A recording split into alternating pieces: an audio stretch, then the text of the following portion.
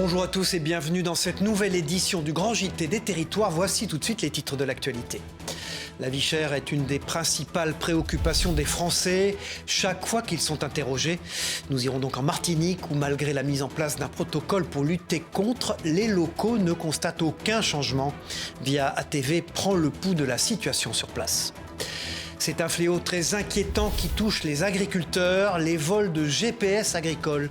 Plusieurs cas ont été recensés partout en France, ce qui les pénalise grandement. Pour le bon fonctionnement de leurs activités, notre partenaire Moselle TV a pu rencontrer des victimes. En France, le nombre de décès des usagers des deux roues motorisées augmente chaque année. Une situation qui pousse les autorités à organiser des ateliers de sensibilisation autour de la sécurité. Et vous le verrez, la méthode est bien perçue. Reportage de Puissance Télévisions dans un instant. Et puis, avis à tous les gourmands, ne manquez pas cette rencontre avec Anthony, spécialiste des burgers. Il transforme ce plat en véritable œuvre d'art où rien n'est laissé au hasard, vous le verrez. Immersion lors d'une compétition proposée par TV78 dans les Yvelines. Je vous le disais dans les titres, la vie chère est un phénomène qui touche l'ensemble des Français. La Martinique est l'une des régions les plus touchées. En début d'année, un protocole a été mis en place pour réduire les prix de près de 6000 produits de première nécessité, comprenant les produits alimentaires bien sûr. Cependant, les locaux trouvent que la situation reste inchangée, voire amplifiée. Via ATV prend le pouls de cette situation sur place en Martinique. Regardez. Exiger la démission du président du conseil exécutif, le mot d'ordre de cette mobilisation face à la CTM. Les manifestants mobilisés sont avant tout insatisfaits du protocole contre la vie chère mis en place en début d'année. Parce que depuis la mobilisation, tout a augmenté. Il y a eu une table ronde, on pensait que ça allait, même si on n'a pas, le RPRAC n'a pas signé, on s'est dit que bon, il y aurait peut-être une bonne volonté derrière, mais il n'y en a pas. On est toujours étonné, effaré lorsqu'on arrive en caisse. Non, on ne peut pas continuer ainsi. Il faut que les gens répondent de leurs actes.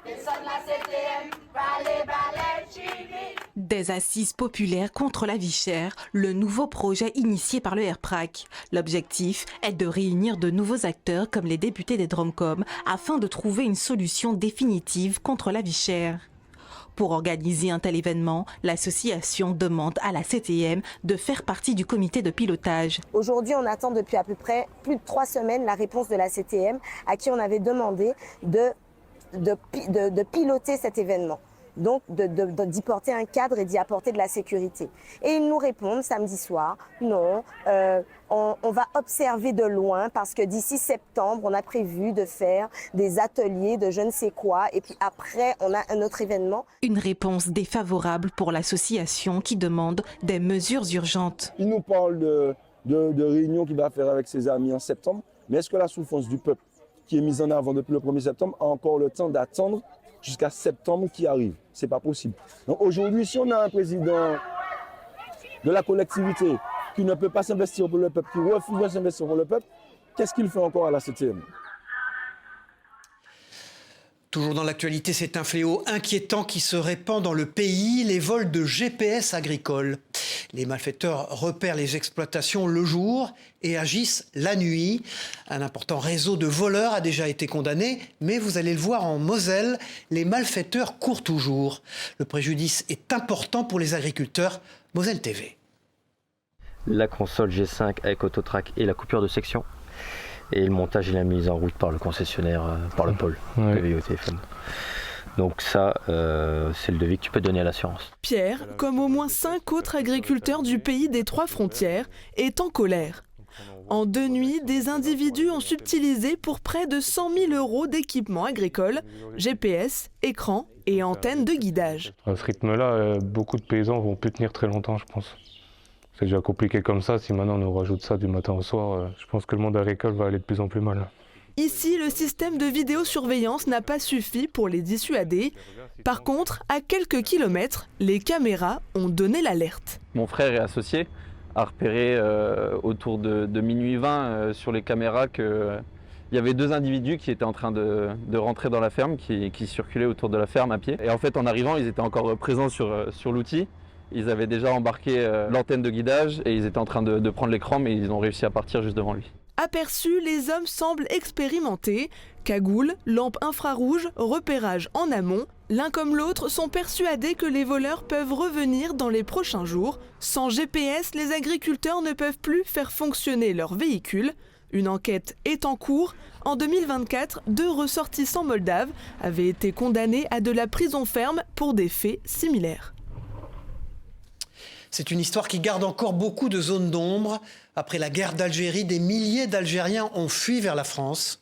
Appelés les harkis, ils vivaient dans des conditions précaires et pour beaucoup ont trouvé la mort.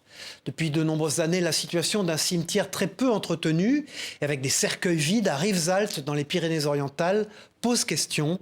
Les familles des victimes attendent des réponses, notamment des élus locaux et de l'État. Reportage de Via Occitanie sur place. Elles écoutent les conclusions du rapport des fouilles archéologiques réalisées en novembre dernier sur le site de l'ancien camp de Rivesaltes qui accueillit les harkis dans des conditions indignes après la guerre d'Algérie. Les familles de harkis veulent savoir pourquoi le cimetière découvert sur l'ancien camp a été effacé en 1986 et les restes des corps transférés dans le cimetière Saint-Saturnin de Rivesaltes sans prévenir personne. C'est la ministre chargée de la mémoire et des anciens combattants qui avait convié ce lundi les familles de harkis au mémorial du camp pour la remise du rapport de fouilles et un moment d'échange. Je leur avais dit que tout ce que j'avais pu voir, tout ce qui était consultable, je le leur mettrais à disposition. C'est ce que j'ai fait, je m'y étais engagée. Donc ils ont tous reçu tous les éléments que j'ai aujourd'hui. Effectivement, on se rend compte qu'il nous manque des éléments. Je compte beaucoup sur le maire de Rivesaltes qui devrait avoir dans ses archives. Alors, comme il avait déménagé les archives, eh bien, ils sont en train de chercher. C'est ce que confirme le maire de Rivesaltes qui était déjà en poste en 1986. Il s'était excusé en février dernier face aux familles. Aujourd'hui, il confirme ses excuses tout en étant plus prudent sur la responsabilité de la ville. Aujourd'hui, aucune pièce d'archive ne révèle précisément que, in fine, la mairie ait fait l'exhumation. Voilà ce que je veux dire. Donc nous cherchons encore dans les archives la preuve formelle de celle-ci. Les familles de harkis veulent réaliser des tests ADN sur les ossements enterrés dans le cimetière de Rivesaltes. Elles attendent beaucoup des archives de la ville et certaines ne cachent pas leur colère contre son maire. De sa part, nous n'avons aucun document administratif, on va dire le dédouanant ou l'accusant d'avoir écrit, parce qu'on a des éléments d'échange de courrier entre la mairie et le ministère des Armées, mais des éléments de sa part, il ne nous en apporte aucun de nouveau. Il est vrai que l'État a fait son travail. Aujourd'hui, c'est à la municipalité de Rivesaltes de faire le reste. Et apparemment, ça n'a pas l'air de vouloir suivre le mouvement. Le combat des familles de harkis pour connaître la vérité sur le cimetière du camp de Rivesaltes va se poursuivre. Certaines ont évoqué une action en justice. Direction la Gironde maintenant dans ce journal. Après la crise sanitaire liée au norovirus de décembre 2023, la filière ostréicole du bassin d'Arcachon fait désormais face à une surmortalité inquiétante de ses huîtres. Les professionnels cherchent à comprendre ce phénomène. Regardez ces éléments de réponse avec TV7, la chaîne du groupe Sud-Ouest, Océane Archambault. Les ostréiculteurs doivent désormais apprendre à vivre avec. On subit de grosses mortalités, ce qui nous entraîne de gros trous au niveau de nos stocks. En première année, on doit être à peu près à 80% de mortalité, 70-80% de mortalité. Et sur le cheptel en fait, restant en deuxième année, on doit être à peu près à 40% et à peu près pareil en troisième année. Une nouvelle difficulté qui fragilise encore un peu plus la filière conchilicole. Pour comprendre et sensibiliser, les professionnels du secteur et les scientifiques se sont rencontrés pour échanger sur ce phénomène. Depuis 3-4 ans, il y a une accélération du phénomène et surtout sur toutes les tranches d'âge, sur le naissin, sur le demi-élevage et sur l'huître marchande. Mais sur des taux qui peuvent aller jusqu'à 90% sur les huîtres la première année et jusqu'à 40% la dernière année. Réchauffement climatique, abondance du verre plat ou présence d'un micropolluant dangereux pour les huîtres, les hypothèses sont nombreuses mais encore incertaines. Il faut faire face au changement climatique. Donc peut-être il y a des premières solutions qui sont gérables. Il faut limiter au maximum ce contexte de stress multiple, donc limiter les rejets de polluants dans le bassin d'Arcachon.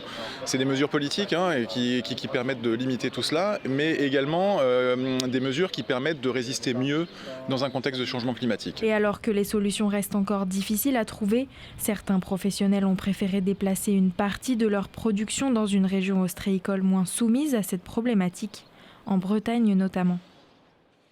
Inquiétude maintenant. En 2024, 726 usagers des 2 roues motorisés ont perdu la vie sur la route. Un chiffre à la hausse ces dernières années.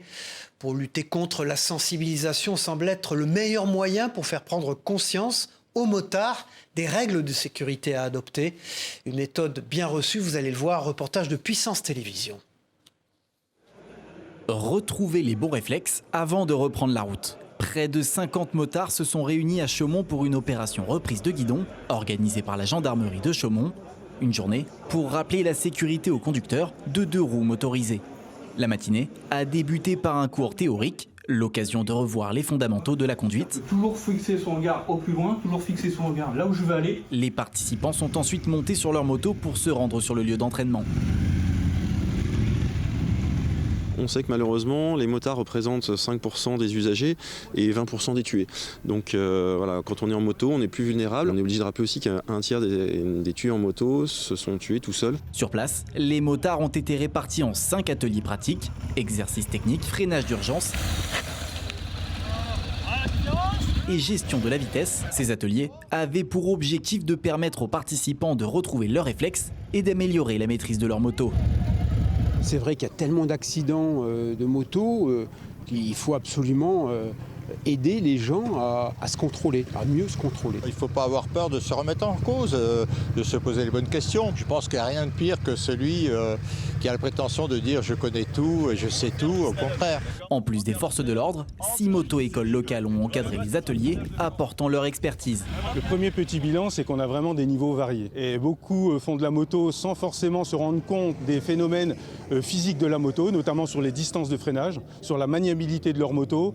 Et ça les rapproche au maximum de la réalité en cas d'urgence. Selon l'Observatoire national interministériel de la sécurité routière, 726 usagers de 2 roues motorisées ont perdu la vie sur les routes françaises en 2024, soit une augmentation de 20 décès par rapport à l'année précédente. Les avez-vous remarqués? Les panneaux villes et villages ambassadeurs du don d'organes apparaissent progressivement dans nos communes. L'objectif, sensibiliser les passants sur le sujet.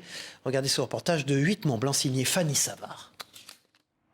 C'est un panneau qui commence à apparaître progressivement dans les communes françaises, celui des villes et villages ambassadeurs du don d'organes.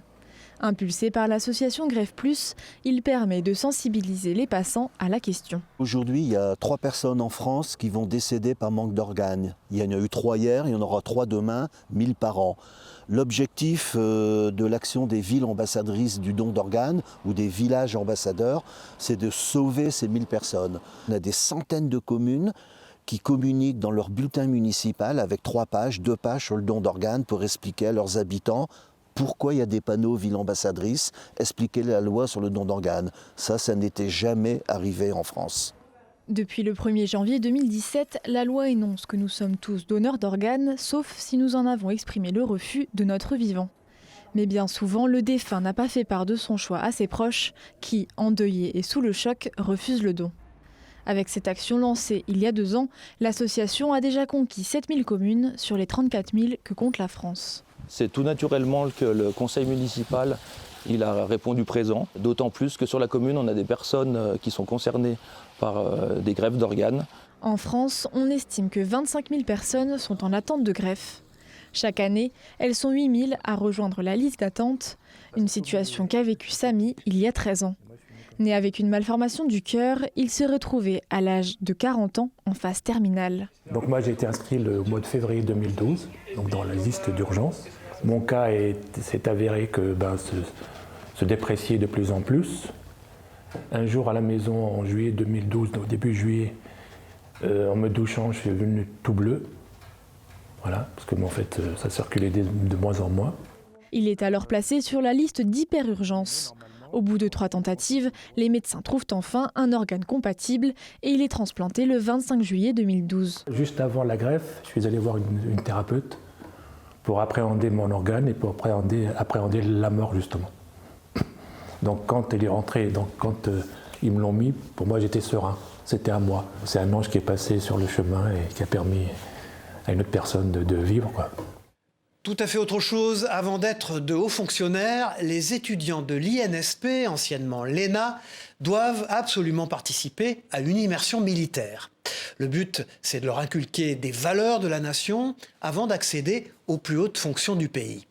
Nos partenaires et équipes vidéo de la Provence étaient présents au camp militaire de Canjuers, dans le Var. Regardez ce reportage. Section pour un bond vers la gauche de 5 mètres en avant. À première vue, on pourrait croire qu'il s'agit d'un entraînement de soldats de l'armée de terre. Mais il n'en est rien. Sur le terrain du camp militaire de Canjuers, des élèves de l'Institut national du service public, anciennement appelé l'ENA, sont là pour une formation obligatoire dans leur cursus. Cette période d'immersion, on l'a fait en 2 temps. Ça dure 3 semaines. Il y a une première semaine qui se passe ici à Canjuers, où les élèves sont habillés en uniforme et font des activités purement militaires. Donc c'est eux qui pratiquent. Et puis il y a 2 semaines où on va aller dans les différentes unités des 3 armées et de la gendarmerie, et où les élèves vont vont rencontrer du personnel, vont voir des matériels, des équipements, et donc on est plus dans la démonstration, si vous voulez, de matériel et d'équipement. Au programme donc, parcours d'obstacles, déplacements militaires, tir à l'arme automatique, tout le panel du soldat pour une formation qui, pour ces étudiants des hautes instances, paraît indispensable. La hiérarchie, c'est pas une question de pouvoir ou de domination, mais c'est une question d'organisation.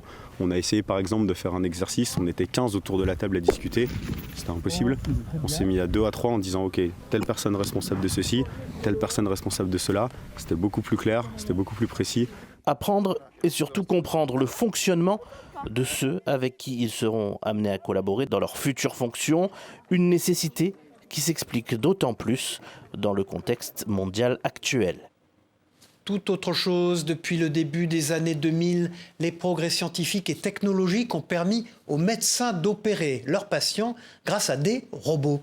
Cette pratique permet des gestes plus précis, avec moins d'incision et une récupération beaucoup plus rapide. Alors comment cela fonctionne-t-il? Réponse avec LM TV Sarthe, Colin Ancel.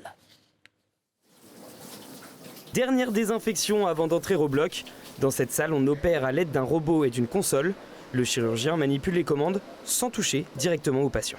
On va réaliser l'ablation d'un cancer du rein chez un patient d'un peu plus de 60 ans. Je reste ici et on communique avec l'équipe qui est sur le patient qui m'assiste pour la réalisation de l'intervention.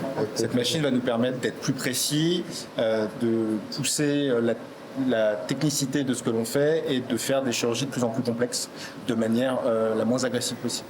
Concrètement, une fois au bloc, le patient anesthésié est alors incisé, des outils médicaux glissés à l'intérieur de son corps. À l'ère de l'intelligence artificielle, on se demande est-ce que c'est le robot qui fait tout seul? La réponse est non. Sans nous, le robot ne fait rien.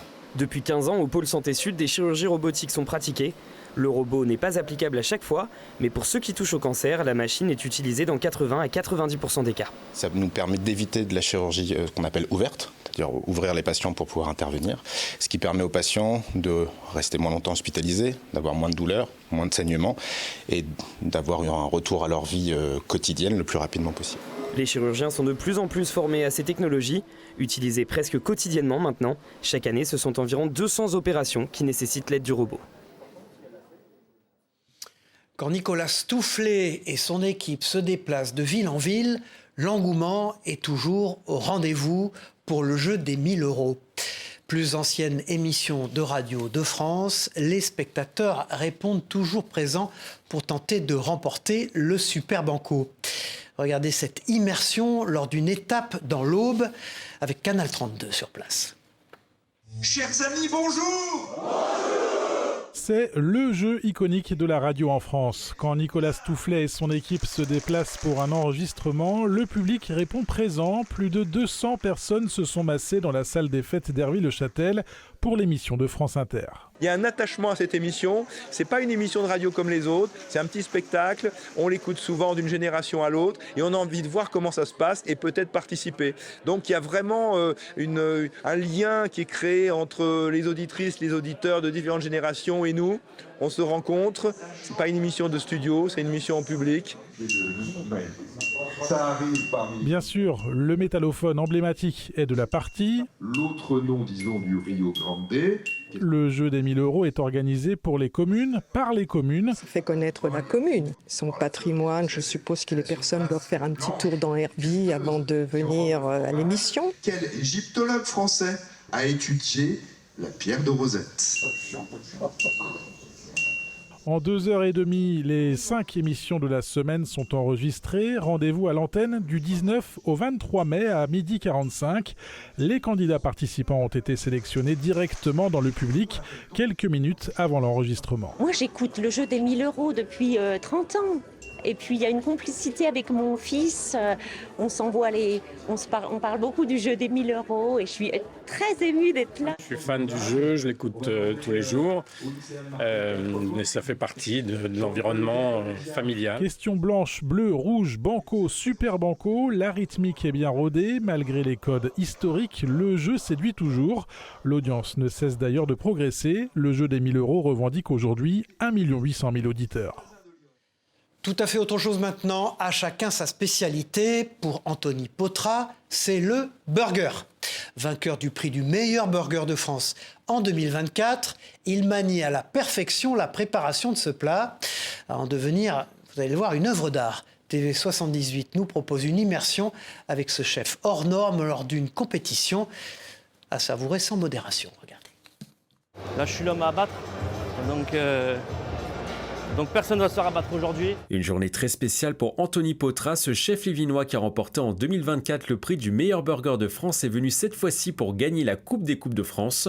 Une compétition qui a réuni à Paris les 10 derniers vainqueurs de la compétition. Pour terminer premier, le cuisinier originaire de Montigny-le-Bretonneux a travaillé sur son burger baptisé le Louis en or pendant 1 mois et demi. On a de la salade frisée avec une vinaigrette de piment végétarien, le steak il est cuit. Par-dessus, j'ai créé un disque de beurre entre 2 feuilles guitare au poivre de cubeb concassé. On a un fromage de brebis de Macaille et un double pain, mon pain de l'année dernière, et un pain au-dessus avec le pickles que j'ai mis et il y a les graines par-dessus. Tout ça avec une arabesque. Pour ce burger sur le thème du château de Versailles, Anthony a notamment puisé son inspiration dans le potager du roi situé dans la cité royale. Le chef a également utilisé de la farine du moulin de Versailles.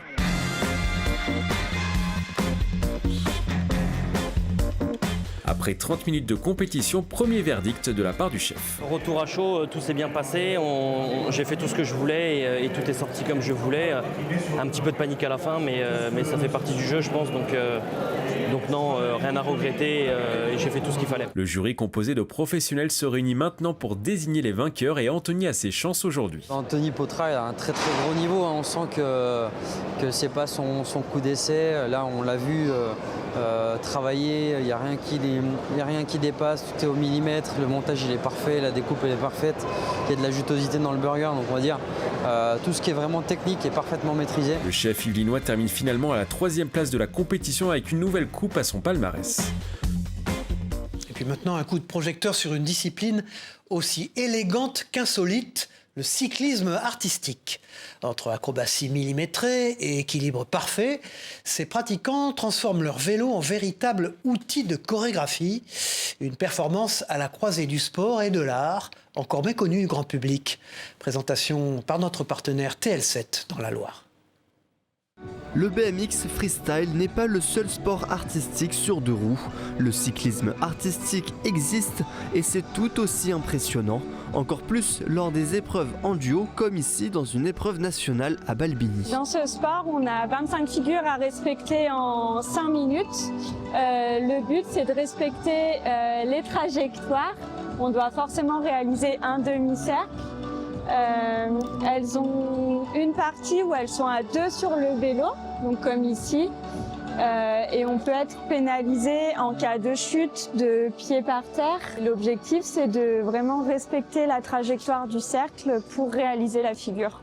Comme pour le cycleball, le cyclisme artistique est un sport venu d'Allemagne dans les bagages de Paul Cabourg. Mais les vélos ont des spécificités dans les 2 disciplines. C'est un vélo de cyclisme artistique, c'est un pignon fixe, donc on peut aller autant en marche avant qu'en marche arrière. Le guidon peut tourner à 360 et on a également des petits embouts pour commencer, pour pouvoir faire des figures d'abord en équilibre sur ces embouts-là avant de faire des équilibres plus complexes en étant par exemple debout sur le guidon ou debout sur la selle. La différence avec le cycleball, c'est vraiment la forme apparente du vélo où le cycleball, on est principalement debout sur le vélo, que là on peut prendre appui autant sur le guidon que sur la selle. J'ai découvert ça et ça m'a impressionnée et j'ai tout de suite voulu essayer, du coup voilà. Mon papa fait du cycloball Et du coup, quand je suis née, je venais voir les compétitions. Et à force de grandir en voyant ces compétitions, il y avait de l'artistique en même temps. Et du coup, j'ai dit que je voulais faire ce sport. Le fait que ça soit un mélange de gym, danse, et c'est du surpassement de soi aussi beaucoup. Comme pour le cycleball, 2 clubs existent dans la Loire, à Feurs et à Balbigny. Voilà, et puis c'est une tradition, celle-là, vieille de près de 500 ans, le tir au papauguet, un oiseau factice perché à 45 mètres en haut d'un mât. Ça se passe à Rieux-Volvestre, en Haute-Garonne, et ils étaient une centaine d'archers à tenter de faire tomber l'oiseau pour devenir roi du papauguet. Écoutons un archer de la compagnie du papauguet et surtout le nouveau roi au micro d'Antoine Clément pour nos confrères de La Dépêche du Midi sur place. Alors le but du jeu, c'est de faire tomber cet oiseau qui est perché au bout d'un mât de 45 mètres et qui pèse presque 5 kg. Celui qui le fait tomber devient roi pour l'année, roi de Rieux pour une année, tout simplement. Et en général, il faut compter 2 à 3 heures avant que l'oiseau tombe. Il est enfoncé de 5 cm au bout de son mât, de 5 cm, et progressivement, à chaque coup, l'oiseau monte de quelques millimètres jusqu'au moment où il va vaciller et une flèche, comme tu dis, le fera tomber au dernier moment. Une joie parce que ça fait plus de 6 ans et demi que je suis archer maintenant. Et voilà. Être roi, c'est une grande chose, quoi. En plus, mon fils, cette année, il est passé chez les grands, on a défilé ensemble cette année. Et défiler, être roi aussi, c'est super pour moi. Voilà, c'est la fin de ce journal. Merci de nous avoir suivis. On se retrouve très vite pour une nouvelle édition du Grand JT des Territoires. Au revoir à tous.